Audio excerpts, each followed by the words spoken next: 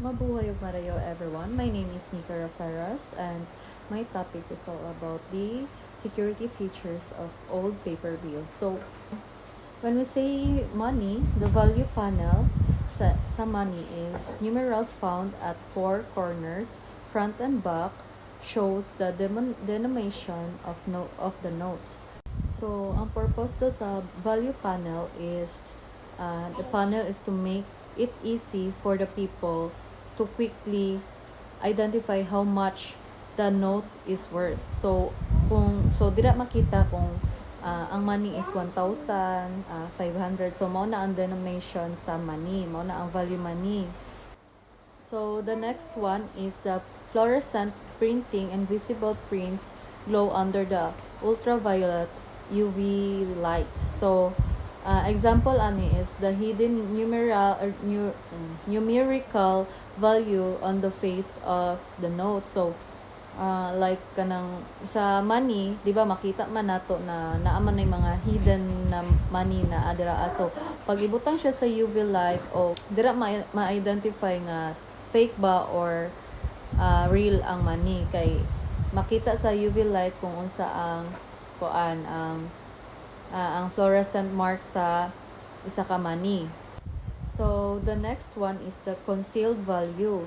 Found on 500 bill located at the lower left corner of the note's face. So when held at eye level, a hidden figure 500 becomes visible, made of fine horizontal lines against the background.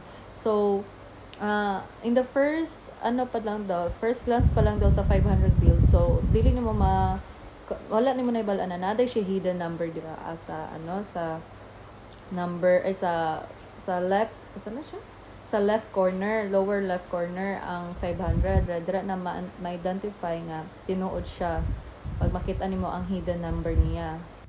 So the next one is the optically variable ink. Found on 1,000 bill, ink change color green, blue, or blue-green when viewed from different angles. So sa 1,000 peso na bill, di ba makita man nato sa iyahang number nga green blue kay kanang murag mag-light good siya murag maglaylahi iyahang color pag masigahan siya na mo na siya kung mas unsa na angle mahimo siyang green, mahimo siyang blue, di ba naman. So the next one is the printing errors. Long before, there was the Arrovo error on the 100 peso bill. There was the Petecobaga error on the 1983 50 centavo coin. So sa ilahang printing errors daw is there are mistakes that occur during the production of coins or banknotes. These errors may include misspelled words, misplaced prints, wrong colors, or design flaws. So while they are unintentionally, they sometimes become well known to the public because the money is such an important part of every life. So for example daw ani, katong famous example in the Philippines is katong error gihapon is Peteco Baga error in 1983 sa 50 centavo coin. So ang correct spelling day ani is Peteco Paga, dili Peteco Baga. So the scientific name of the Philippine eagle, ang meaning ani Peteco Paga is the Philippine eagle. So there is another more recent errors though is the Arrovo error found on the 100 peso bill.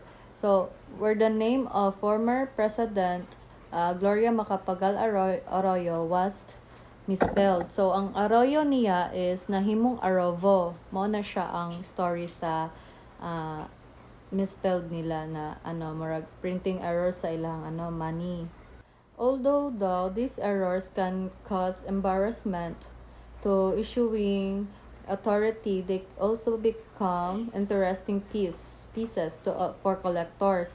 In fact, the misprinted coins and bills often gain value in the eyes of numismatist currency collector because of their rarity.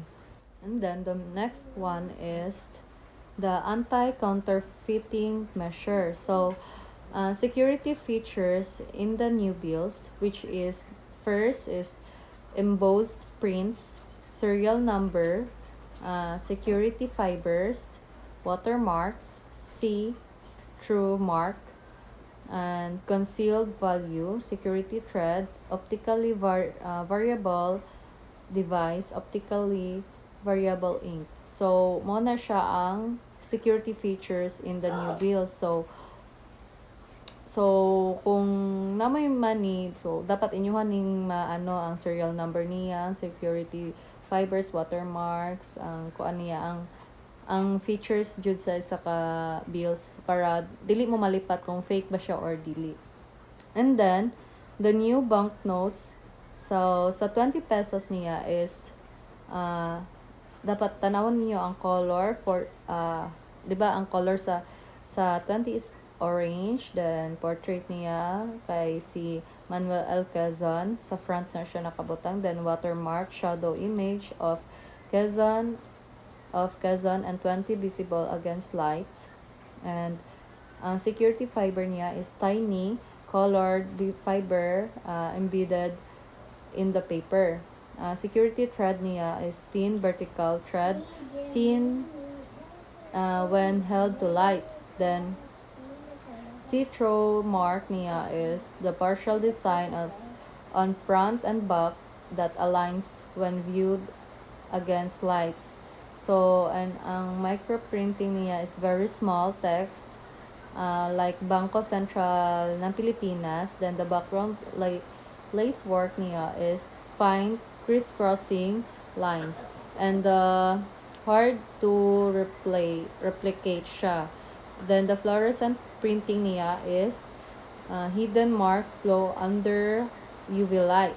Then, the color shifting ink is on some issues, denomination may change color at certain angles. So, same lang gihapon siya sa 1,000 morag na mag-change gapon siya og colors sa different angle niya. So, mo na siya ang 20 pesos. So, next is the 50 pesos. Same lang sa color. Predominant red. Ang portrait niya is si Sergio Osmeña sa front. Then, sa watermark, shadow image of Osmeña plus then, security fibers niya is tiny colored fluorescent threads embedded in paper. Security thread niya, vertical thread, visible against light.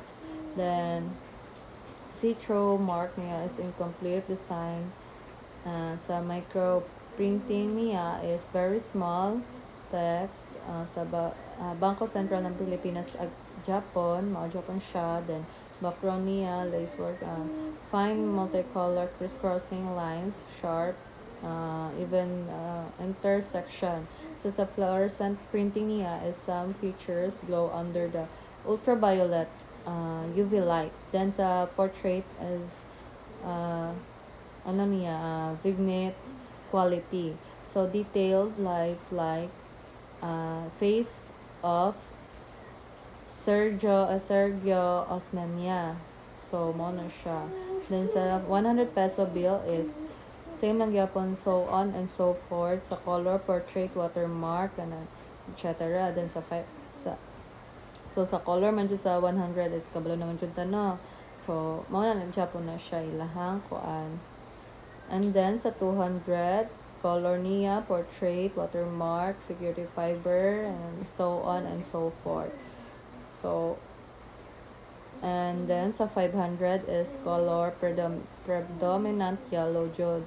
Then portrait, Benigno Aquino, watermark, shadow, and etc. So, mo na siya ang sa 500. And then sa 1,000 is color predominant blue. So, mo na akong favorite guys, ang blue, charla. Blue na color naman ito. So, portraits, Jose Abad Santos, Santos Mania, and so sa bag-o man nato na money karon di ba wala naman ng mga nawong nila. So mga ano naman to mga so gani mga animals.